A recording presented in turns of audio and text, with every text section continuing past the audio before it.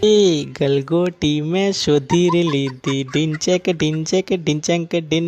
अरे काली मैच गलगोटी तमन तो जबरी गरबानी तलब लागी सन नाना पछी पेली गलगोटी ने खबर तो छ के आपरा गलगोटा ने हमाરું બોર્ડ છે આ વખત તાણ હું વરિયા ને કાલ રાત્રે તું જેના જોડે ગલગોટીઓ રમતો તો એ કોણ હતી એ છોકરી? અરે એ તો પપ્પા પ્રાચી હતી, મારી બેસ્ટ ફ્રેન્ડ છે.